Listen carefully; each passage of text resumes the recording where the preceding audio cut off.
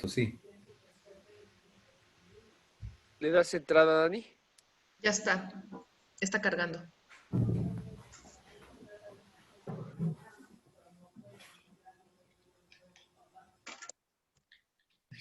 Hola, buenos días. ¿Qué tal? Buenos días, Hugo. Hugo, Hola, ¿cómo Hugo, buenos estás? días. Hola Hugo, buenos días. Buenos días, Dani. Buen día, Hugo. Buenos días, María Carmen. A ver, ya ahí va la transmisión para Facebook, ¿eh? Correcto. ¿Cómo va la vida, Hugo? Bien, Pancho, muy bien, muchas gracias. Qué gusto verlos. Lo mismo digo, lo En, mismo digo. en Tú tiempos de ni canas pandemia. ni nada, ¿verdad? ¿Mandé? Tú ni canas ni nada desarrollas. Pues, un poco. No se notan, pero sí. Pues no se notan. No se notan, no se notan. Lo que sí ha sido colgando más diplomas ahí en tu pared, caramba. Arriba están los títulos, certificados, algunos reconocimientos. Este es uno de la maestría de la Ibero, este es uno que estudié en el ITAM y así. No sé, son de estudio. Ahora sí, ya estamos en Bien. Facebook. Ok, son las 11:01. De acuerdo, entonces empezamos. Buenos días, bienvenidos a todos. Les damos esta cordial bienvenida a este espacio y agradecemos particularmente al doctor Hugo Fernández por haberse postulado para participar en este proceso de selección de quienes integrarán la terna que, de acuerdo a la ley del Sistema Estatal Anticorrupción del Estado de Puebla, pondré más adelante a consideración del órgano de gobierno de la Secretaría Ejecutiva de este mismo sistema en mi calidad de presidente del mismo. Entonces, Hugo, bienvenido, muchas gracias. Te voy a explicar, la entrevista se desarrollará en 2 etapas. En la primera dispondrás de 20 minutos para exponer tu visión sobre el sistema estatal anticorrupción, en especial, obviamente, de sus colegiados y en particular de las funciones de la Secretaría Ejecutiva y de la Comisión Ejecutiva. Y enseguida, bueno, pues te plantearemos preguntas de acuerdo con los 6 temas que se incluyeron en la metodología del proceso, a la que ya seguramente tuviste acceso, que es pública además en nuestra página, y bueno, te pediremos te limites en las respuestas de las mismas a 3 minutos con el fin de poder plantear todas las preguntas previstas. En este caso, pues Pancho Mariscal dará un aviso cuando ya falten 3 minutos para concluir el tiempo de tu exposición. Entonces, pues muchas gracias de nuevo. Adelante, por favor, con tu exposición. De acuerdo, presidente, muchas gracias. Buenos días a todos. Y bueno, pues agradezco que me reciban, ¿no? Y a ver, estoy muy contento de estar aquí con ustedes, participar en esta convocatoria. Bien, atendiendo al comunicado que recibí por parte del Comité de Participación Ciudadana, la exposición versará en los mismos temas, empezando, bueno, un poco de los, establecen dominio de los temas de la Secretaría Ejecutiva. La postulación, bueno, como lo expliqué, o bueno, como se los expuse en mi carta denominada así, exposición de motivos, lo que a mí me motiva inicialmente es, la verdad es que yo, desde que tengo memoria, no pasaba o no veía que esto sucediera, digamos, estos procesos de participación ciudadana para tomar decisiones gubernamentales no existían. Si digo, creo que podemos ya a estas alturas y con esta apertura democrática del país hablar que en los 80s, ¿no? Y en los 90s en este país la participación ciudadana a veces era simulada por parte de los gobiernos, ¿no?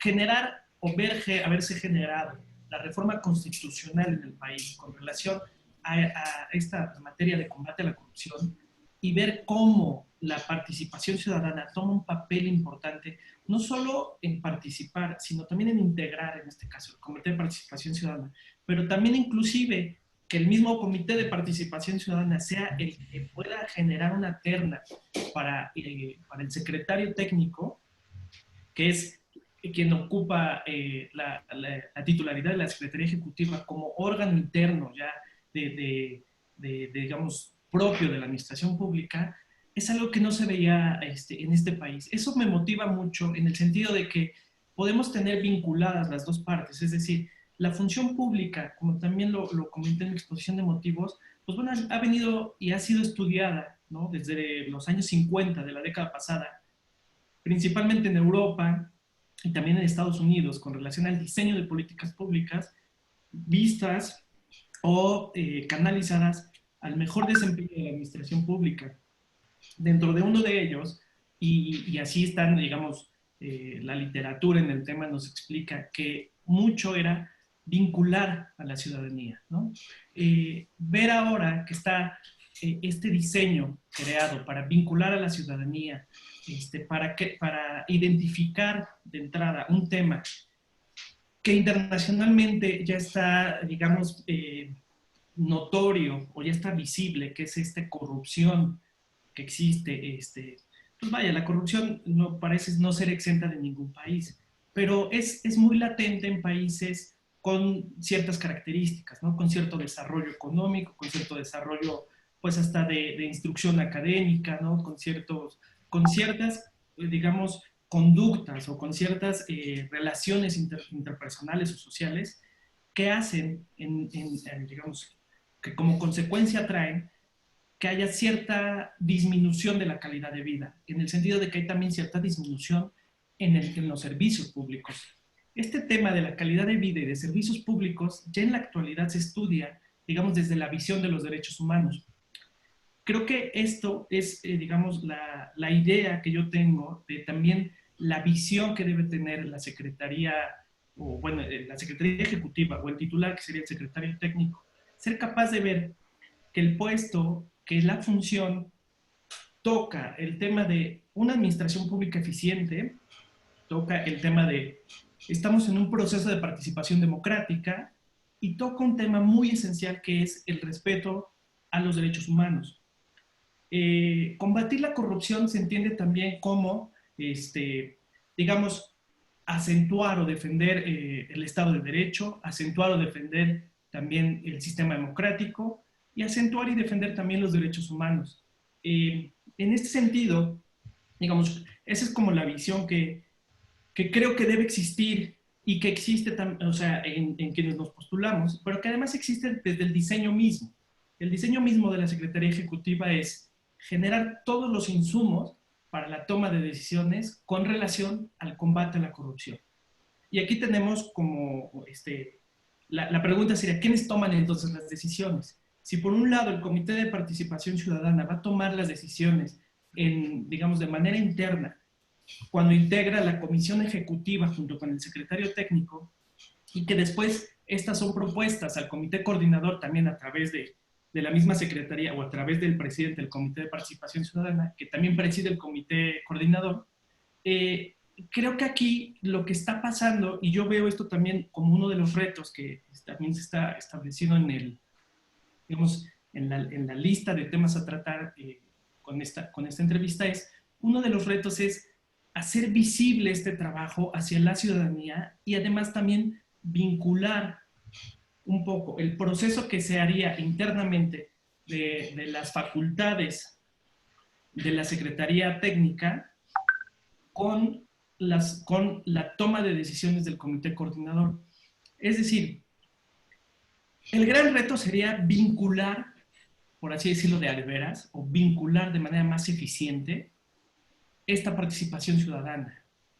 Es cierto que si bueno, y eso lo sabemos, ¿no? A veces México se caracteriza por tener las mejores leyes, ¿no? En transparencia, en protección de derechos de la infancia, ¿no? De la niñez, tratados internacionales que se suscriben, pero en la realidad, creo que el gran reto es impactar en la realidad. Y el primer impacto en la realidad del sistema, digamos, ya diseñado, sería que el Comité de Participación Ciudadana en verdad tenga y reciba el apoyo técnico de la Secretaría Técnica, ¿no? Y hablando del apoyo técnico es generar todos estos insumos, generar toda esta información, generar inclusive, en materia de derechos humanos, se habla también digamos, del acceso, ¿no? Que puedan tener acceso a la información interna, que puedan tener acceso a los soportes, digamos, técnicos, a los soportes documentales. Es decir, y así iniciaba yo mi participación. Si en los 80s y 90s mucho de lo que vimos, ¿no? Era una participación ciudadana simulada, creo que el gran reto es que se pueda, a partir de la Secretaría Técnica, romper esa, digamos, ese pasado y hacer de verdad, a partir de este, digamos, de este diseño, una verdadera participación, que la participación efectiva y también entendida desde los derechos humanos es tener acceso a la información, que la información sea confiable, que la información sea veraz, que la información sea completa y que la información pueda ser usada además, ¿no? Pues bueno, hay muchos, digamos, estudios internacionales, o recientemente se hizo un estudio acá en Puebla por parte de una universidad, y de pronto decimos, ok, ya identificaron o nos muestran qué identifican de la corrupción, de la percepción de la corrupción. Pero si digamos, si esas conclusiones no pueden ser de alguna manera utilizadas o traducidas técnicamente para impactar en la realidad, tenemos un diseño que no está en el fondo generando los insumos para tomar decisiones, ¿no? Otro de los retos sería realmente poder identificar este elemento, por así decirlo, corruptor, ¿no? ¿no? Parece que si pensamos en el sistema como, o la Secretaría Ejecutiva como único, como solamente proveedor de elementos, pues pareciera que no hay una entrada y salida, simplemente es, pues yo voy a dar elementos casi bajo demanda, ¿no? El gran reto sería vincular, es decir, que la persona titular de la Secretaría Ejecutiva, en este caso el secretario técnico, tenga la capacidad y los elementos suficientes para vincular todas las materias de las que hablaba, para vincular derechos humanos, para vincular Estado de Derecho, para vincular un sistema democrático y para vincular esencialmente y en el centro la participación ciudadana. Lo quiero decir y con mucho respeto sería que el próximo secretario técnico sea capaz de ponerse, por así decirlo, o sea, ponerse el saco de los ciudadanos, ¿no? Ponerse la camiseta de la ciudadanía y no únicamente ponerse la camiseta del servidor público, ¿no?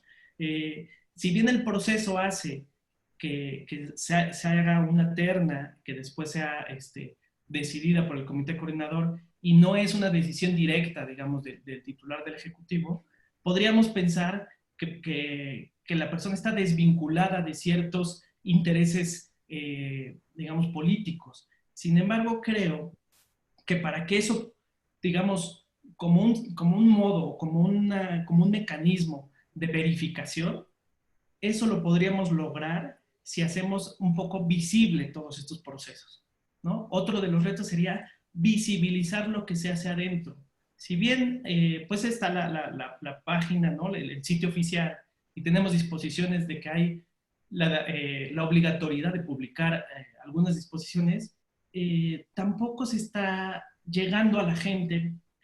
Visibilizar digamos, en el sentido completo de la palabra no solo es subir a la página alguna información y dejarla ahí, esperando que alguien acceda y revise, porque también los estudios en derechos humanos y en combate a la corrupción demuestran que, por ejemplo, México pues o sea, tiene un índice alto de gente que está restringida para acceder a cierta información, ¿no? Tenemos mucha gente, bueno, los niveles de pobreza del país nos dan un indicador de que si ponemos la información en una página de internet, pues ya estamos restringiendo, ¿no? el campo de impacto, ¿no? Entonces, de pronto, y esto se estudia mucho desde las políticas públicas, si se genera una política pública de escritorio, que es una de las facultades esenciales de la Secretaría Ejecutiva, si se genera una política pública de escritorio, lo que tenemos es que no se está vinculando a la sociedad. Si se simula que se vincula a la sociedad a través de algunas organizaciones, pues tenemos ya una falla en el diseño estructural. Entonces, creo que lo que podría hacerse de ahora en adelante, y también que ese es un reto, es hacer visible la actuación de la Secretaría Ejecutiva y junto con ello lograr esta vinculación de la sociedad o lograr que la gente participe, que haya una participación ciudadana. Junto con ello es un poco visibilizar las mismas tomas de decisiones del comité coordinador.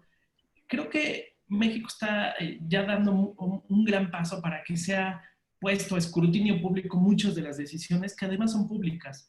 En este sentido sería, si la Secretaría Ejecutiva presenta o genera insumos al Comité de Participación Ciudadana y el Comité de Participación Ciudadana solo tiene un voto en el Comité Coordinador y el Comité Coordinador en su mayoría son parte digamos, del sistema gubernamental y digamos, tomaran una línea que podríamos tal vez pensar que no se está haciendo lo suficiente para combatir a la corrupción, bueno, el diseño legal es ese, no tenemos nada más que hacer ante ese diseño legal, pero esta visión de participación ciudadana sí da para hacer mucho más. Esta visión de participación ciudadana daría para hacer visible lo que se está decidiendo. Esto en políticas públicas o en ciencia política se entiende también como legitimar las decisiones. Creo que la Secretaría Ejecutiva tendría que empezar a trabajar ciertos mecanismos o diseñar ciertos procedimientos tendientes a buscar la legitimación de las decisiones del comité coordinador, junto con la participación ciudadana y principalmente con esta visión de se está combatiendo la corrupción. Y combatir la corrupción, además, es un tema muy amplio y muy complejo. Dentro de esa amplitud y complejidad, me parece que las disposiciones normativas o, bueno, las facultades que están, pues son genéricas, ¿no? Creo que el reto es cómo pasar del papel a la acción, cómo pasar de la disposición normativa a un impacto real. Y el impacto real, si estamos dentro de una convocatoria ciudadana, creo que el impacto real sería regresar a ese origen, es decir, hacer que todo lo que se hace adentro se sepa afuera. Porque el combate a la corrupción no es de unos o no es de solo la gente que integra el sistema, es de todos. Y si empezamos a poner qué le toca a cada quien, uno de los temas que le toca al secretario técnico es generar insumos. Y generar insumos es generarlos todos, no algunos y algunos no, o detener algunos otros. Uno de los insumos para políticas públicas es el que la gente conozca y opine. Que la gente conozca y opine. En general, si preguntamos cuál es la opinión de la gente, ¿no?, en México o en Puebla sobre corrupción, bueno, pues todos dicen, en algún momento he tenido un trámite en el que se ha presentado la corrupción. Y si preguntamos cuál es la opinión que tienen sobre el combate a la corrupción o el sistema que lo combate o la Secretaría Ejecutiva, en general la gente no lo conoce, ¿no? Los ciudadanos no lo conocen. Uno de los retos es hacer visible. Hacer visible no solo es montar información en un sitio web, sino hacer visible es de verdad vincular. Y creo que aquí es, si logramos esto, y esto está, digamos, demostrado desde las políticas públicas de los 50 en Europa y en Estados Unidos, si logramos esta vinculación, lo que sucede es que fortalecemos el sistema, ¿no? En el fondo, uno de los retos es fortalecer el sistema, fortalecer la Secretaría Ejecutiva a través del mismo diseño jurídico que está. El punto central es que quien sea el secretario técnico sea capaz de ponerse la camiseta de ciudadano y vincular a la ciudadanía desde sus propias facultades. Bueno, esa es la visión que tengo, ¿no? Un poco las facultades, bueno, están... siempre hay ahí un feedback entre todo el sistema, el secretario técnico está como en medio, ¿no? Lo que yo veo es que la capacidad para diseñar las estrategias no está limitada por la misma ley. La misma ley del sistema creo que sí da para mucho y eso, pues bueno, me parece que sería tal vez parte de las preguntas y respuestas que pues ustedes harían a continuación. Estoy viendo aquí la hora, tengo ya 20 minutos corriendo. Y bueno, hasta aquí terminaría yo mi exposición inicial. Muchas gracias. Gracias, Hugo. Entonces, por favor, pasaremos a continuación a la ronda de preguntas.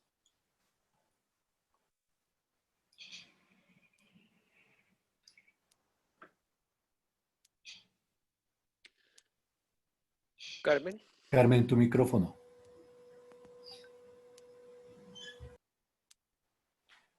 Perdón. Hugo, en tu exposición hablaste sobre tus conocimientos en la Secretaría Ejecutiva. Yo te preguntaría, ¿cuáles consideras que son las unidades o áreas sustantivas de la Secretaría Ejecutiva? Por favor, si nos puedes responder, tienes 3 minutos.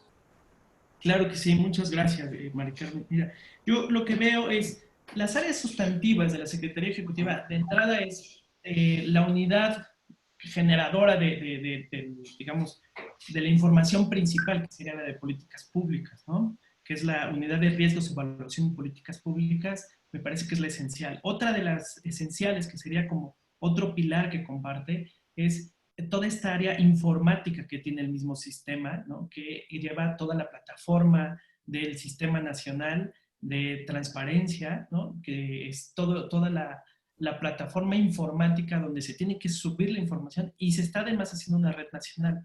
Esos son como los dos pilares. Obviamente que el combate a la corrupción va ligado con la transparencia y eso ya es una disposición de la ley del Instituto de Transparencia del Estado, que tiene que tener una unidad especial, una unidad de transparencia, que esa sería la otra, pero que esa sería la otra en el sentido de la naturaleza de la materia de combate a la corrupción. Sin embargo, pues no es algo que, aunque tuviera otra naturaleza, la Secretaría Ejecutiva está obligada por ley a tenerla. Me parece que esas serían como las principales. Hablando de lo que yo comentaba de la vinculación o de hacer visible las actividades internas, otra de las áreas sustantivas, me parece, con esta visión de visibilizar, sería un área de comunicación social o un área de vinculación. La Secretaría Ejecutiva actualmente tiene un área de vinculación, pero me parece que sí le falta esta parte de comunicación social propia, como un organismo, digamos, con autonomía propia. Esas serían las esenciales en cuanto a cómo yo logro vislumbrar digamos, o tener esta visión de la Secretaría Ejecutiva. Las demás áreas me parece que, bueno, obviamente es necesario tener un área administrativa, ¿no? Pero bueno, eso lo tienen todo. Pero con relación a la materia es cómo generar información, que sería principalmente los insumos y la política pública, cómo cumplir con estas obligaciones de transparencia e informáticas, de sistemas informáticos, de plataforma nacional, y cómo vincular y hacer visible, que sería a través de esta área de vinculación y sobre todo de una posible área específica de comunicación social del sistema, ¿no? Gracias.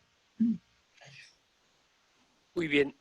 Me corresponde a mí preguntar, Hugo, en tu exposición realmente te adelantaste un poco a la pregunta que yo te iba a hacer y por lo tanto voy a hacerte otra pregunta.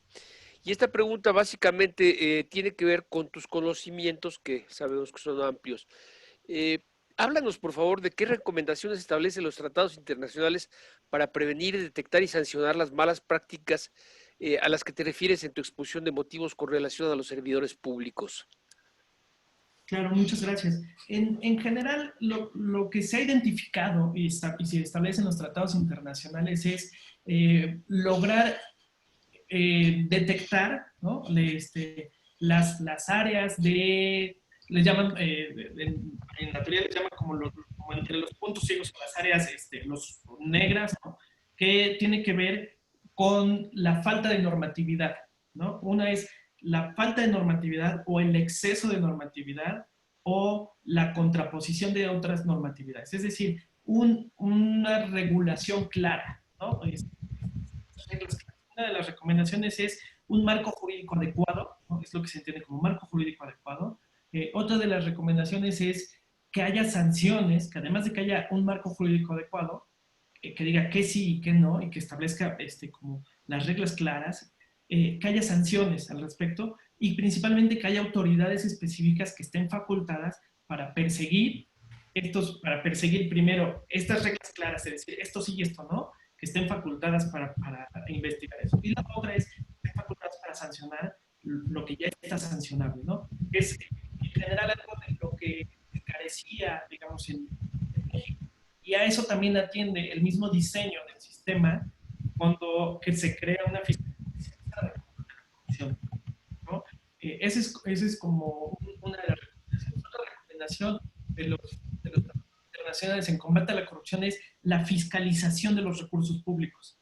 La fiscalización de los recursos públicos, entendiendo que digamos, una práctica común de la corrupción es que los recursos públicos no llegan a donde tienen que llegar, no se ocupan para lo que tienen que ocupar, o se simula que se ocuparon, o se desvían hacia donde tenían que ir. Entonces, esta fiscalización muy clara y de alguna manera también la autonomía de estos órganos de fiscalización, que es algo que también se prestaba no solo a una simulación, sino tal vez a prácticas de complicidad de la corrupción, de decir, la misma autoridad que está encargada de fiscalizar a otra autoridad no es autónoma y depende de algunas decisiones políticas. Entonces, es la autonomía de los órganos de fiscalización, las reglas claras del sistema normativo, que haya sanciones y que haya autoridades específicas facultadas para combatirlo, ¿no? Como en este caso, y ahora tenemos el tribunal como que combate a la corrupción. Y también, bueno, pues una de las, digamos, de las prácticas es la transparencia y la publicidad de lo que se hace dentro de las mismas funciones del gobierno, de la administración pública. Correcto, muchas gracias. Hugo, de nueva cuenta, buenos días. Si bien ya nos has comentado un poco sobre los principales retos del sistema estatal anticorrupción, yo quisiera que ahondaras un poco más sobre los que tú consideres los principales objetivos del sistema y sobre todo que puntualizaras cuál sería la estrategia a seguir de alguno de estos retos. Claro que sí, con gusto. Yo lo que veo es que desde la creación del sistema tengo la impresión que se crea como un sistema completo. Y esto está bien, pero en la práctica ha hecho que no se pueda, que no se tengan resultados como inmediatos. Es decir, hay áreas dentro del sistema que se han creado como la de evaluación y seguimiento de políticas públicas, pero se está creando un sistema de cero y una de las principales o una de las primeras funciones sería generar la política pública para después poder evaluarla. Pero antes de generarla sería vincular a la sociedad para crear los insumos con los que se pueda trabajar y generar una política pública para después evaluarla. ¿A qué quiero llegar? Que uno de los retos del sistema será poder canalizar de manera adecuada, digamos, las áreas internas y sacar provecho de las que tienen que actuar en un principio. Es decir, por eso decía, se creó como completo, pero este combate a la corrupción parece más ser un proceso, ¿no? Es decir, primero, ¿qué vamos a combatir si no tenemos identificado? Primero tenemos que identificar, de alguna manera cerciorar, y después diseñar los mecanismos de combate para poder incidir de una manera, digamos, ordenada, estructurada, adecuada. Y uno de los principales retos me parece que serían esos. Cuando se diseña el sistema, de pronto se pensó que pues todo podía funcionar y todos tenían que actuar al mismo tiempo, pero hay procesos. Si somos capaces ahora de identificar esto, entonces el reto sería poder vincular primero a la sociedad civil, a la ciudadanía, para que pueda participar en dos cosas, tanto en generar insumos, pero principalmente en esto que también le llaman como generar esta concientización, ¿no? A veces se piensa que la corrupción está como por ahí, ¿no? O está en el gobierno, o solo en los que van. Si pensamos que la corrupción las hacen las personas e incidimos en concientizar en que a nadie le conviene vivir en un sistema con corrupción, ese sería uno de los, podríamos decir, aciertos que el sistema podría tener. Y el reto será ese, el reto será poder ver o hacer como una autocrítica de la estructura actual y decir, vamos por pasos. uno de los primeros pasos es vincularnos con la sociedad, concientizarnos todos y empezar a trabajar en cómo vamos a identificar para después combatir, para que esto no se vuelva o se preste a temas políticos digamos, o también sean un trabajo que no rinda los frutos necesarios. A mí me parece que dentro del sistema, dentro del diseño del sistema, un gran reto será poder identificar, como me lo preguntaba hace un rato Mari Carmen, es poder identificar cuáles son las áreas que ahorita, en este momento, o sea, poder hacer un diagnóstico de cuáles son las áreas que en este momento tienen mayor incidencia y poder fortalecer ellas. Ok, muchas gracias, Hugo. Bueno, entonces, siguiente pregunta. Por favor, Hugo, ¿nos puedes comentar alguna situación en la que tú hayas fallado al tomar una decisión y cómo manejaste lo sucedido, por favor? Claro, vaya, creo que esta parte de autocrítica es muy sana, ¿no? Podríamos pensar en cuándo fallé yo para hacer algo, ¿no? A veces nos juega muy en contra el destino, no, yo nunca he fallado. Y creo que fallar depende también en un tema muy subjetivo, es decir, si en el desarrollo de mi actuar durante la administración pública se me hace esta pregunta, sí puedo afirmar categóricamente que pues no he fallado, en el sentido de he trabajado con responsabilidad, he cumplido mis funciones, y me desempeñé siempre de alguna manera dentro de este marco establecido, de este marco de legalidad, y ahí sí puedo decir, no fallé. Tan es así que tengo la convicción de participar en una convocatoria abierta de combate a la corrupción. Si decimos en lo personal en qué he fallado, yo puedo decir como muchas cosas, sobre todo en el plano académico, en el sentido de, la verdad es que a mí sí me hubiera gustado estudiar algún posgrado fuera del país. Y yo decidí estudiar acá, y es algo que en la actualidad yo digo, chin, a lo mejor ahí sí fallé, ¿no? Fallé en no inscribirme a las convocatorias internacionales, en no aplicar. Bueno, ese es como tal vez como una idea de decir, bueno, en esto he fallado, pero en cuanto a desarrollo profesional, sí puedo decir, no he fallado, y se vinculan estas dos ideas que acabo de exponer, porque si yo decidí no aplicar a convocatorias internacionales para estudiar posgrados, fue porque estaba yo trabajando acá en el servicio público y a mí me encantaba. Y yo decidí, ¿no?, poner en prioridad, y mi prioridad fue dedicarme a la función pública que tenía yo acá en este país, porque me encantaba, me gustaba. Y entonces ahí digo, bueno, tal vez fallé en no cumplir como ese sueño personal de estudiar afuera, pero puedo afirmar que lo hice con la firme convicción de quedarme a desempeñar en algo que me encanta mucho, que es la función pública. No sé si es un poco la pregunta. Gracias. Hugo, buen día. A mí me gustaría que ahora encamináramos tus capacidades y conocimientos y me pudieras decir, en este plano de tus capacidades y conocimientos, ¿cuáles crees o cuál crees que sería el idóneo, la idónea o las idóneas para ejercer el puesto de secretario técnico y por qué? Claro que sí, Aida, con mucho gusto. Pues de entrada creo que en la administración pública, y esto es uno de los elementos, digamos, que se toman en cuenta para combatir la corrupción, es conocer el marco legal, ¿no? Creo que una de las capacidades o conocimientos o habilidades que debe tener el secretario técnico es ser un conocedor de la ley, o por lo menos ser un conocedor de que hay un marco legal que regula la actuación, pero que además hay un marco legal que regula, digamos, las fallas que hay y las sanciona, ¿no? Esto me parece que quien aplique necesitaría, digamos, necesariamente tener estos conocimientos. El otro, por las funciones propias de la Secretaría Ejecutiva, y por su naturaleza, que es el diseño de políticas públicas o el diseño de insumos y creación de mecanismos y procesos para la toma de decisiones en materia de combate a la corrupción, a través del diseño de políticas públicas, me parece que será conocer sobre políticas públicas. ¿no? Se tendría que ir complementando, es decir, si alguien se presenta y dice, yo conozco de la ley, tan es así que soy abogado y puedo aplicar, bueno, pues este no es un tema de venir a hacer una función de abogado, ¿no? O sea, es un tema de venir a hacer una función de diseño de políticas públicas.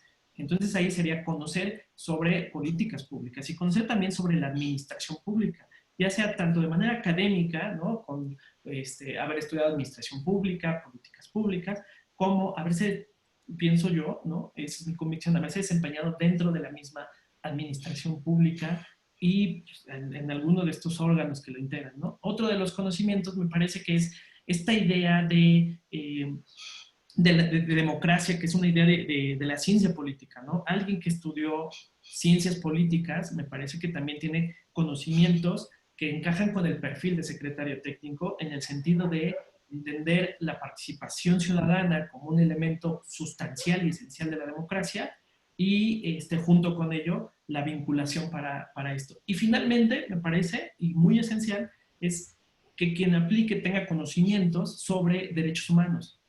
Este tema de combate a la corrupción, si lo vemos desde una visión de derechos humanos, si le damos rostro de derechos humanos, dejará de ser meras cifras que se expresan, dejará de ser meras facultades establecidas en la ley, o dejarán de ser meros proyectos ¿no? establecidos en algún documento técnico para poder realmente incidir en la calidad de la vida de las personas. La corrupción es eso, si le invertimos, y hay estudios, ¿no? Si le invertimos $1 en el combate a la corrupción, estamos ahorrando $19 en todo lo que, digamos, se pierde por esto. Entonces, esta idea de derechos humanos, me parece que también son conocimientos que debería tener el secretario técnico del sistema.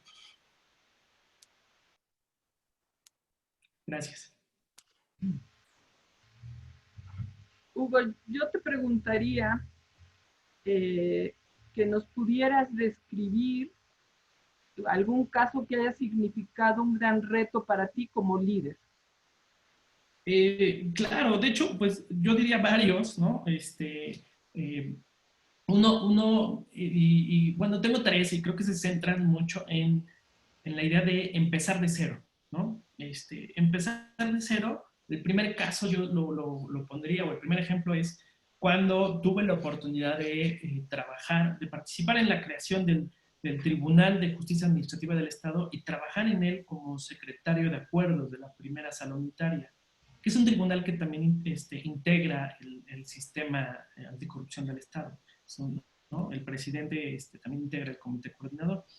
Este reto, ¿no? De empezar de cero, si bien es cierto, yo, mi jefe, mi superior jerárquico, pues era el magistrado de la sala, sí tenía a mi cargo, pues, en la estructura, digamos, de la impartición de justicia se les llama así, escribientes, ¿no? Que es otro abogado o abogada que, bajo las instrucciones, empiezan a hacer proyectos para decidir desde la función jurisdiccional sobre los derechos de las personas, sobre si se les reconoce o no, sobre la protección que tienen de la ley, y los temas esenciales, digamos, de materia del tribunal, pues eran combatir resoluciones de autoridades administrativas que se consideran ilegales, que se consideran que transgredieron algún derecho, y empezar de cero en una función jurisdiccional para mí sí fue un reto.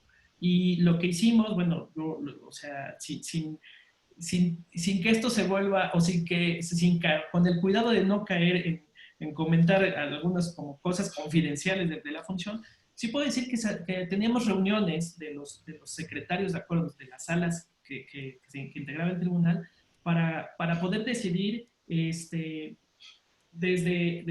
digamos, criterios que se tomarían para cómo interpretar la ley, criterios de cómo aplicarla, y eso pues sí fue un gran reto, un ejemplo de empezar de cero. El otro ejemplo de empezar de cero para mí pues fue incorporarme a la Secretaría Ejecutiva del Sistema Anticorrupción como titular de la Unidad de Riesgos, Evaluación y Políticas Públicas. La secretaría era de reciente creación, no se tenían oficinas propias, se rentaba un edificio, no había equipo de cómputo oficial, cada quien llevaba su computador. Pero más allá de ese tema anecdótico, el empezar de cero, empezar a diseñar el sistema de cero y empezar a aplicarlo desde cero, eso también para mí fue un gran reto. Y bueno, pues ahí estructuralmente había, me parece, 7 personas a mi cargo, y bueno, ahí era liderar, ¿no? Esta idea inicial de identificación de riesgos, de identificación de elementos para diseñar política pública, de creación de insumos y de, bueno, pues además de diseñar un programa anual, ¿no? Que empezamos de cero y vamos a diseñar un programa anual, pues ese también fue un gran reto que lo diseñamos, ¿no? Yo dirigí ese proyecto y lo echamos a andar. Y el otro, bueno, pues también fue cómo presentar esta parte de resultados. Y el último, digamos, ejemplo de empezar de cero fue el reto personal que tuve yo de ejercer mi profesión de manera exclusiva, ¿no? O de manera de tiempo completo, fuera de la administración pública, que era la que yo conocía en los últimos 13 años de desarrollo profesional. Para mí, de pronto, como cambiar este chip de funcionario público de pronto emprender esta actividad económica de servicios profesionales, para mí también fue un gran reto, y considero que los tres tienen el elemento común de empezar de cero y pues bueno, liderar esta idea de ofrecer y prestar servicios profesionales en mi profesión, que es abogado, para poder incidir en que la gente pueda tener un respeto de sus derechos, que pueda tener un reconocimiento de los tribunales, que podamos cambiarle su situación jurídica en los diversos, digamos, temas que le impactan. Para mí ese fue, digamos, el otro reto. Son como los 3 ejemplos que yo centraría en esta idea de empezar de cero. Gracias. Gracias.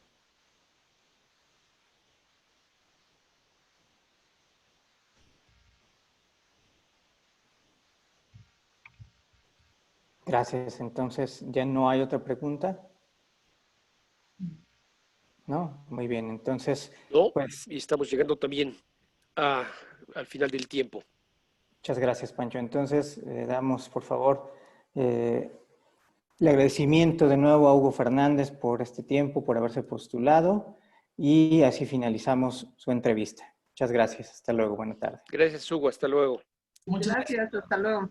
Gracias, hasta luego. Gracias. Gracias, Hugo. Buen día.